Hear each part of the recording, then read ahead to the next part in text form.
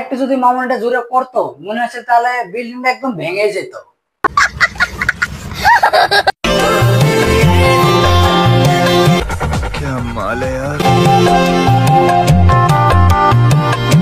সামনের সাইডে দেখে একটু বোঝা যাচ্ছে না, মানে এবার একটু মানুষের হাতটা একটু বেশি পড়ছে।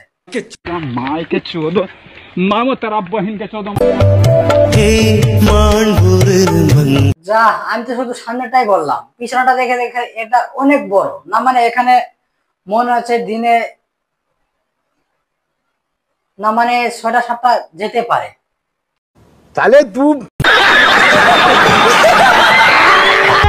জান হ্যাঁ বলো জান। খাইবা? না আমি এত পাগল হইনি যে তোমার ওই খাওয়া মালটা খাবো।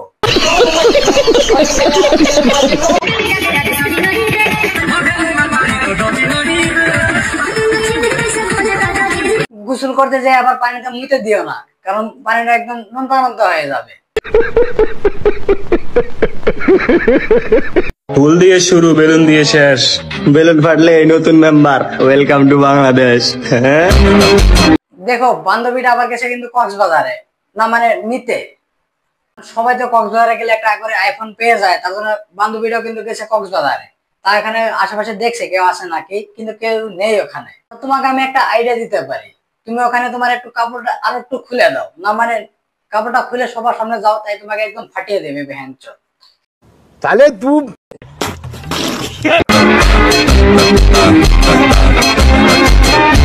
আর বান্ধবীর কিন্তু টাকার অনেক প্রয়োজন, তার কেউ যদি ওকে 500 টাকায় করতে চান তাহলে কিন্তু যোগাযোগ করতে পারেন। ঠিক আছে ঠিক আছে। তা সবাই জলদি কক্সবাজারে চলে যান একে করতে। Are you comedy me? Oh my god!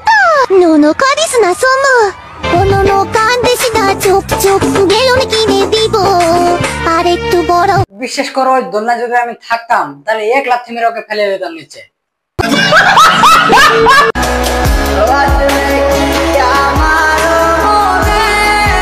আপনাদের প্রিন্স মামুন দেখুন, পুরনো মা ছেড়ে দিয়ে নতুন একটা মা পেয়ে গেল।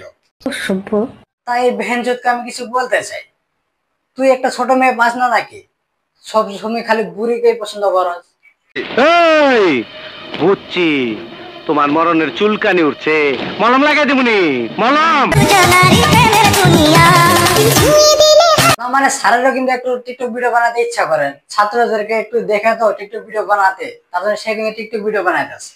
তো আজকের জন্য এই পর্যন্ত থাকলো, যদি ভিডিওটা ভালো লাগে অবশ্যই সাবস্ক্রাইব করে দেখে যাবা। চলো টাটা বাই বাই।